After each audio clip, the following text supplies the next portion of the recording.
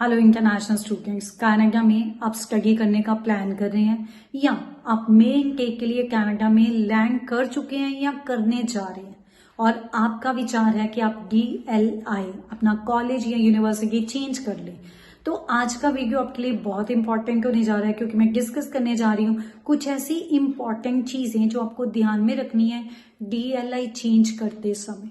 So video को अंत तक जरूर देखना है क्योंकि आपके लिए वीडियो बहुत इन्फॉर्मेटिव होने जा रहा है और जो स्टूडेंट्स ऐसा प्लान कर रहे हैं उनके साथ जरूर शेयर करना है ताकि उनको पता रहे कि उन्होंने क्या करना है, ताकि आने वाले टाइम में उनको वर्क लेते समय या आगे अपनी पीयर की एप्लीकेशन डालते समय प्रॉब्लम फेस ना करनी पड़े। और ऐसी इंपॉर्टेंट एंड अपडेटेड इन्फॉर्मेशन के लिए हमारे यूट्यूब के चैनल को सब्सक्राइब करना है और इंस्टाग्राम पे हमें फॉलो जरूर करना है। DLI चेंज करने की बात करें तो इसके लिए स्टूडेंट्स के काफी रीजंस होते हैं। एक मे बी प्रोग्राम, एक मे बी फ्यूचर पर्सपेक्टिव, एक मे बी रिलेटिव्स और फ्रेंड्स। किसी ना किसी कारणवश स्टूडेंट सोचते हैं कि वो अपना DLI चेंज कर लें।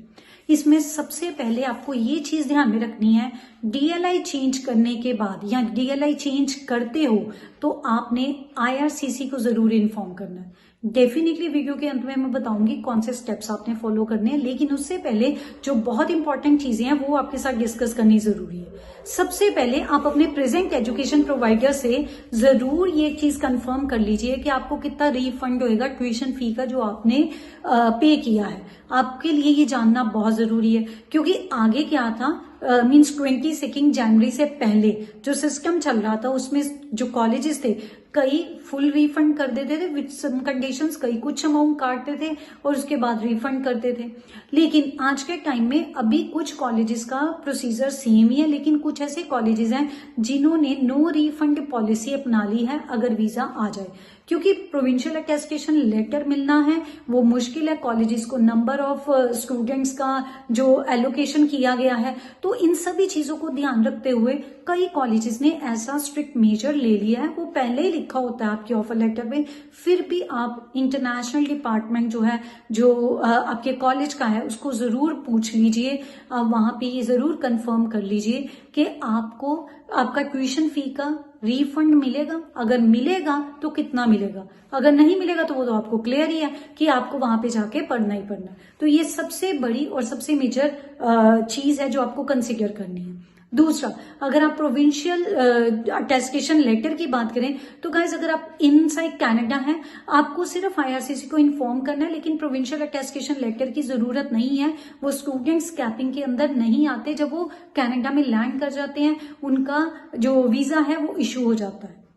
अब बात करें IRCC को इन्फॉर्म करने की, तो उसके लिए आपको कुछ स्टेप्स फॉलो करने हैं, लेकिन इन्फॉर्म करने से पहले मेक श्योर आपने जो नया DLI चूज किया है वहां से आपका कंफर्मेशन हो, उसकी जो एंट्री रिक्वायरमेंट है आप फुलफिल कर रहे हो, आपको वहां से जो डॉक्यूमेंट रिक्वायर्ड है एडमिशन के लिए वो आपके पास आ गया हो। अब DLI चेंज करने की बात करें वो आप आफ्टर लैंडिंग कनाडा भी कर सकते हैं, या कई बार कई ऐसे स्टूडेंट्स होते हैं जो फर्स्ट सेमेस्टर वहां पे कंप्लीट करते हैं, उनको बाद में लगता है कि वो अपना DLI चेंज कर ले। DLI means designated learning institute, जो एजुकेशन प्रोवाइडर होता है, जो आपका कॉलेज और यूनिवर्सिटी होता है।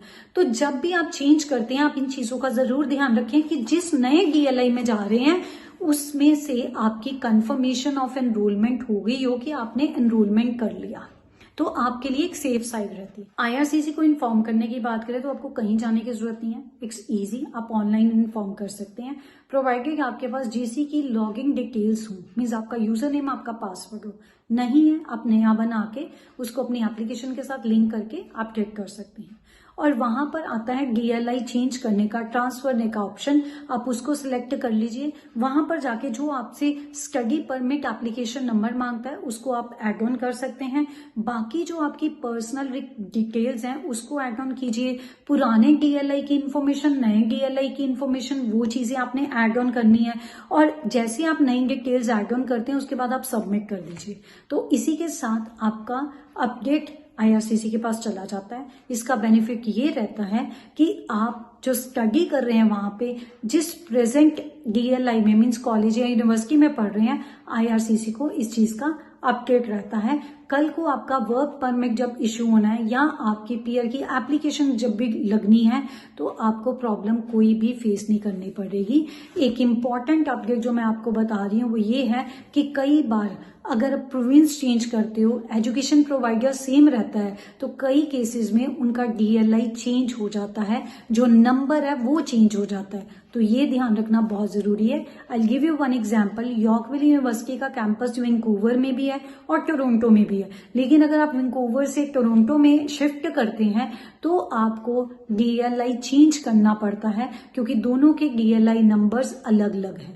सो ये चीजें आपके लिए जानना जरूरी है। इसके लिए आप किसी एजेंट का हेल्प भी ले सकते हैं। So guys, this is all about today's video. बहुत इंपॉर्टेंट अपडेटेड इन्फॉर्मेशन है, इसको ज्यादा से ज्यादा स्टूडेंट्स के साथ शेयर करना, क्योंकि ये देखा गया है मेजॉरिटी ऑफ स्टूडेंट्स जाके वहां पर अपना कॉलेज चेंज करते हैं, तो उनको ये जानना बहुत जरूरी है। सो गाइज, ऐसी और इंपॉर्टेंट अपडेटेड इन्फॉर्मेशन के लिए हमारे यूट्यूब के चैनल को सब्सक्राइब करना है और इंस्टाग्राम पे हमें फॉलो जरूर करना है।